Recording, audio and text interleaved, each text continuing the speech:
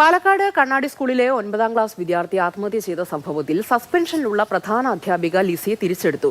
അന്വേഷണം പുരോഗമിക്കുമ്പോൾ അധ്യാപികയെ തിരിച്ചെടുത്തതിനെതിരെ കുട്ടിയുടെ കുടുംബം രംഗത്തെത്തി.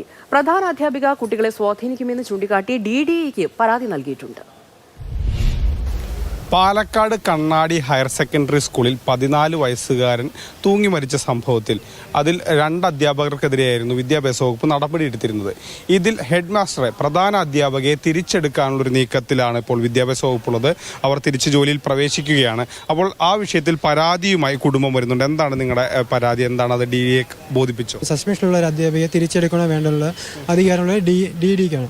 പക്ഷേ DDEക്ക് ഇന്നേ വരെ ഒരു റിപ്പോർട്ട് പോലും, അതായത് ഇന്ന നടപടി വിധേയമായിട്ടാണ് ഞങ്ങൾ സസ്പെൻഷൻ ചെയ്തിരിക്കുന്നത് എന്ന് ഒരു റിപ്പോർട്ട് ഇവിടെ വന്നിട്ടില്ല എന്നാണ് പറയുന്നത്. തിരിച്ചെടുക്കണം വേണ്ടുള്ള റിപ്പോർട്ട് ഇവിടെ കൊടുത്തിട്ടില്ല.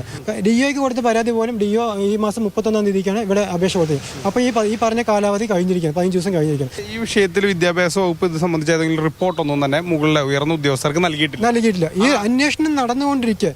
സ്വാഭാവികമായിട്ടും ആരോപണ വിധേയമായ ഒരു അധ്യാപകം വന്നിട്ടുണ്ടെങ്കിൽ അത് ഏത് രീതിക്കാണ് അന്വേഷണത്തെ ബാധിക്കാമെന്ന് എല്ലാവർക്കും ഊഹിക്കാവുന്നതേ ഉള്ളൂ. അപ്പോൾ അതുവരെ ഇവരുടെ കുട്ടികളുടെ മൊഴി രേഖപ്പെടുന്നവരാരും മാറ്റി നിർത്തണം എന്ന് നമ്മൾ ആവശ്യമുള്ളൂ. വിഷയത്തിൽ നിങ്ങളുടെ അന്വേഷണം എവിടെ വരെ എത്തി? നിങ്ങളുടെയൊക്കെ മൊഴി പോലീസ് രേഖപ്പെടുത്തിയോ? അതിനെക്കുറിച്ച് ഞങ്ങളുടെ മൊഴിയെല്ലാം രേഖപ്പെടുത്തി. വൈഫിൻ്റെ മൊഴിയാണ് രേഖപ്പെടുത്താനുണ്ടായിരുന്നത്. കുറച്ചൊരു കുഴപ്പമില്ലെന്ന ബേസിൽ അവർ വന്ന് മൊഴി രേഖപ്പെടുത്തി.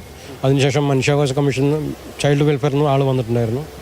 കുറച്ച് കുഴപ്പമൊന്നുമില്ല. അപ്പോൾ മുന്നിട്ട് പോകുമ്പോൾ സമയത്ത് പക്ഷേ HM മറുപടിയും ഹെഡ്മിസ് കെയർ ചെയ്തുകൊണ്ടുള്ള കയറിയ ദിവസം തന്നെ 1.5 മണിക്കൂർ ക്ലാസ്സിൽ പോയിട്ട് കുട്ടികളോട് സംസാരിച്ചിരിക്കണം. ഇന്ന പോലെ അങ്ങനെയാണ്, നിങ്ങളുടെ നല്ലതിന് വേണ്ടിയിട്ടാണ് പറഞ്ഞത്, അങ്ങനെ വേണ്ട അവരുടെ ബ്രെയിൻ മൈൻഡ് ചേഞ്ച് ആക്കിക്കൊണ്ടിരിക്കണം. അപ്പോൾ ഈ അന്വേഷണം നടക്കെ ഈ HMനെ കയറ്റിയത് അന്വേഷണത്തിൻ്റെ നല്ലൊരു രീതിയിൽ ഞങ്ങൾക്കത് ബാധിക്കും. ഈ 53 കുട്ടികളുടെ മൊഴിയെടുക്കുന്നവരേക്കെങ്കിലും ഈ മേഡത്തിന് സസ്പെൻഡിൽ തുടരാൻ വേണമെന്നാണ് അഭ്യർത്ഥിക്കുന്നത്. കുടുംബം പറയുന്നത് ഇതിന്റെ അന്വേഷണം ഇപ്പോഴും പുരോഗമിച്ചുകൊണ്ടിരിക്കുകയാണ്. അത് കഴിയുന്നത് വരെയെങ്കിലും HMനെ മാറ്റി നിർത്തേണ്ട ആവശ്യമുണ്ട്. അത് ചെയ്യുന്നില്ല എന്നുള്ളതാണ് കുടുംബത്തിന്റെ ആരോപണം. മൽഗോഴ്സി മോഹനൊപ്പം ഗോകുൽ VS, മാതൃഭൂമി ന്യൂസ്, പാലക്കാട്.